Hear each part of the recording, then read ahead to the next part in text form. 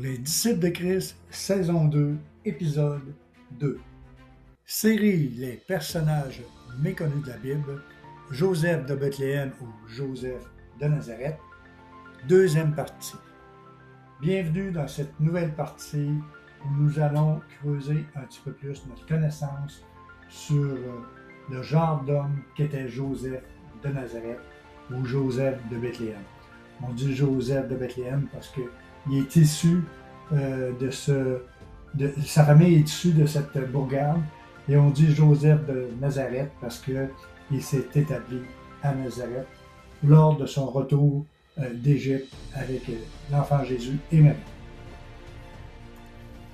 Pour Joseph, il faut comprendre que pour lui, la vie s'annonçait bien, s'annonçait belle. Il venait de rencontrer la femme de sa vie. Il venait de rencontrer celle qui a pris son cœur.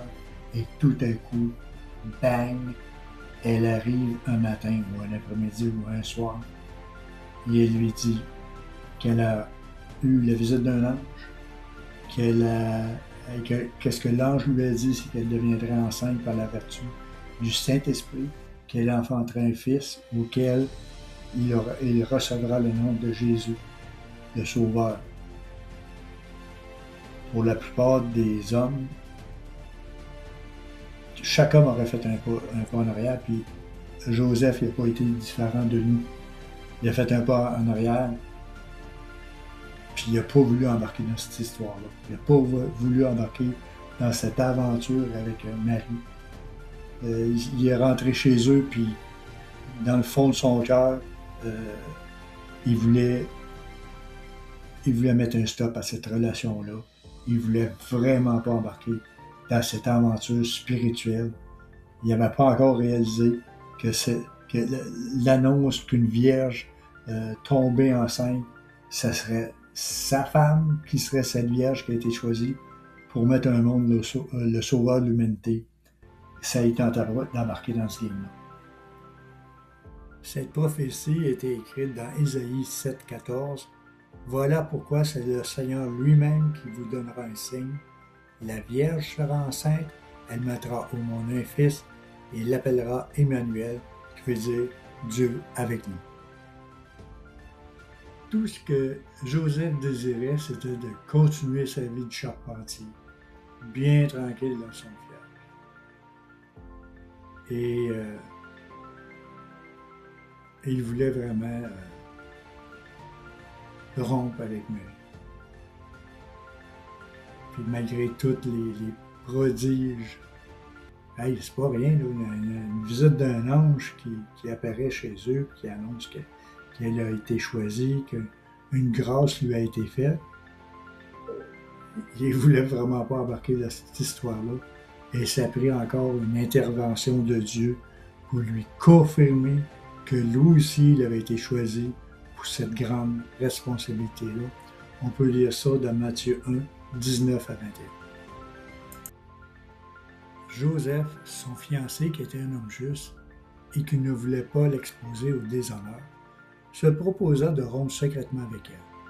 Comme il y pensait, un ange du Seigneur apparut dans un rêve et lui dit : « Joseph, descendant de David, n'aie pas peur de prendre Marie pour femme, car l'enfant qu'elle porte vient du Saint-Esprit. Elle mettra au monde un fils, et tu lui donneras le nom de Jésus, car c'est lui qui sauvera son peuple de ses péchés. » Le matin qu'il s'est levé, après ce rêve extraordinaire, Joseph a dû prendre une décision. Il a dû prendre la décision de prendre Dieu au mot, par la foi, et de lui obéir.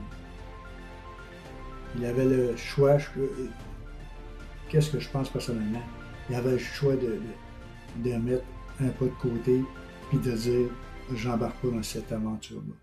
Mais Joseph était un homme de Dieu qui avait passé sa vie à faire de Dieu, je crois, sa priorité.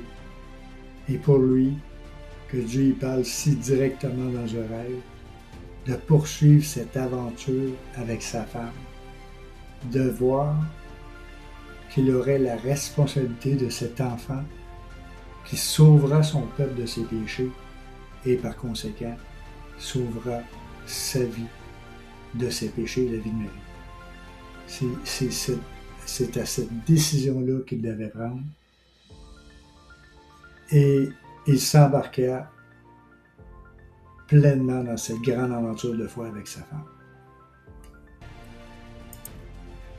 On peut voir ça dans Matthieu 1, 24, où ce qu'il est écrit: « À son réveil, Joseph fit ce que l'homme du Seigneur lui avait ordonné.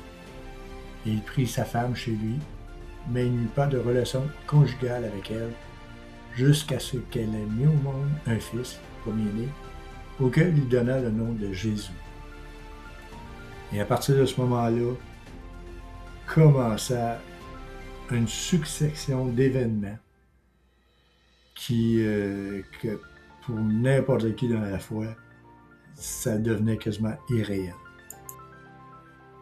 Il faut comprendre que Joseph possédait une crainte de Dieu qui l'a gardé dans l'obéissance et qui l'a conduit avec Marie dans toutes sortes d'expériences, dans cette grande aventure de la naissance du Sauveur du monde. Il ne savait pas les épreuves attachées à cet appel particulier, et c'est pareil pour toi et c'est pareil pour moi. On ne sait pas ce qui nous attend sur cette grande aventure de la foi. Mais une chose est sûre, Dieu nous accompagne à chaque étape de notre vie, à chaque saison de notre vie. Est-ce que cette aventure de la foi sera facile, sans tourment, sans de cailloux sur ton chemin? C'est sûr que non. Mais elle vaut la peine d'être vécue en compagnie de ton Sauveur. La gloire de Dieu te donne rendez-vous après la vallée de la mort. Tu vivras des moments d'échec et alors tu entendras une voix qui va dire « T'es même pas digne de Christ. Abandonne. Tu es allé trop loin dans ton péché. » Mais ces moments-là vont être surplantés par des moments de victoire qui te feront apprécier d'être aimé de Christ. Jésus, quand il nous a sauvés, il n'a pas attendu qu'on soit parfait pour être sauvé. Il nous a pris tel que nous sommes. Et c'est lui qui nous transforme. C'est lui qui va nous transformer notre existence pour être à son image, à l'image de Jésus. Mais qu'il y ait des moments d'échec ou des moments de victoire, toutes ces situations sont là pour nous faire rapprocher de Christ et savourer sa présence, son amour, sa grâce, sa miséricorde, ses compassions. Donc, si tu passes par des vallées de la mort, si tu passes par des moments difficiles, ne désespère pas, prends courage. Cela vaut la peine de persévérer jusqu'à la fin. Donc, on sait que Joseph prit Marie comme femme et il a pris l'engagement de ne pas avoir des relations sexuelles avec elle jusqu'à la naissance de Jésus, ne voulant pas venir pervertir le plan de Dieu. Et ce plan de Dieu se déroulait comme Dieu l'avait prévu. Et pour ce faire, Dieu s'est servi de Rome pour faire sortir Joseph et Marie de Nazareth. On peut lire cet édit de César Auguste dans Luc 2, chapitre 2, versets 1 à 5.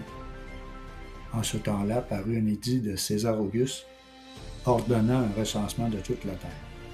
Ce premier recensement eut lieu pendant que Quirinius était gouverneur de Syrie. Tous allaient se faire inscrire chacun dans sa ville. Joseph aussi monta de la Galilée et de la ville de Nazareth pour se rendre en Judée dans la ville de David appelée Bethléem, parce qu'il était de la maison et de la famille de David, afin de se faire inscrire avec Marie, sa fiancée qui était enceinte. Et ainsi, tout était mis en place pour que la prophétie se réalise. Et on peut voir ça dans Matthieu 2, 6. « Et toi, Bethléem Ephrata, qui est petite parmi les villes de Juda, de toi sortira pour moi celui qui dominera sur Israël et dont l'origine remonte loin dans le passé à l'éternité. » Il faut saisir que la distance entre Nazareth et Bethléem à l'époque biblique était d'environ 156 km. Ce trajet représentait un véritable défi, surtout pour Marie et Joseph, car les routes n'étaient pas pavées et le seul moyen de transport était souvent un âne ou un chameau, ou tout simplement la marche. Le voyage pouvait prendre entre 4 et 7 jours en fonction des conditions et des arrêts nécessaires. Il avait traversé des terrains difficiles et évité certaines régions hostiles. Il faut comprendre aussi qu'enceintes ou pas, les femmes de cette époque devaient obéir à cet édit et faire le trajet, qu'il soit difficile ou non. On peut s'imaginer qu'en cours de route, Joseph a dû faire des plans pour s'assurer que sa femme accouche dans les meilleures conditions possibles. Probablement qu'il avait amassé suffisamment d'argent pour se payer une chambre d'hôtel. Peut-être pas une suite, mais une chambre confortable. Et désirait donner tout le bien-être possible à sa femme et à l'enfant. Et je pense que les hommes qui écoutent ce balado vont penser de la même manière. Si tu vivrais cette situation-là, ou si tu avais vécu cette situation-là, c'est sûr que tu veux le meilleur pour ton épouse, le meilleur pour l'enfant à naître. Et, comme vous le savez, ils ont été confrontés à une épreuve assez spéciale. Imaginez, lorsque ce couple est arrivé à Bethléem, aucun hôtel, aucune chambre n'était plus disponible. Ça a dû être décourageant pour Joseph, et je crois par le soutien de Marie envers lui, il s'est résigné à aller le seul endroit possible qu'il pouvait recevoir la naissance de Jésus, le seul endroit possible où Marie pouvait accoucher, ce fut dans le fond d'une étable. Dieu avait décidé que pour son fils bien-aimé, il commencerait son existence non pas dans un riche palais, non pas dans une place remplie de seigneurs, de princesses, mais humblement dans le fond d'une étable. Et il fut placé dans une crèche. Luc 2, 6 et 7 nous rapporte, pendant qu'ils étaient là, le temps où Marie devait accoucher arriva. Et elle enfanta son fils premier-né. Elle l'amaillota et le coucha dans une crèche, parce qu'il n'avait pas de place pour eux dans l'hôtel. Imaginez-vous le stress que Joseph a subi. Lui, il savait qu'il fallait trouver au plus vite une chambre pour y passer les jours du recensement. Mais tout était plein. Plus le temps passait, plus le degré d'inquiétude et d'angoisse montait. C'est pas ça qu'il voulait pour Marie et l'enfant venir. Il voulait la meilleure place, mais il n'arrivait pas à trouver la meilleure place. Il s'est démené comme un bon pour pouvoir installer son épouse et son enfant à naître dans les meilleures conditions possibles, mais rien n'y fut. Pas de place pour eux, pas de place pour le Messie promis. Il y avait aussi, ils ont expérimenté le manque de compassion à l'égard de sa femme enceinte sur le point d'accoucher. C'était du chacun pour soi, moi d'abord et les autres, on s'en fout. La société de ce temps n'est pas pire que celle dans laquelle nous vivons. Il suffit d'une crise pour constater l'égoïsme des gens. Rappelez-vous la crise du verglas au Québec, la crise du papier de toilette, juste avant la pandémie, c'était fou raide. Puis Joseph devait passer au travers d'une crise de logement sans précédent. Mais comme j'ai dit tantôt, il a fallu qu'il se rende à l'évidence. La seule place disponible était une étable.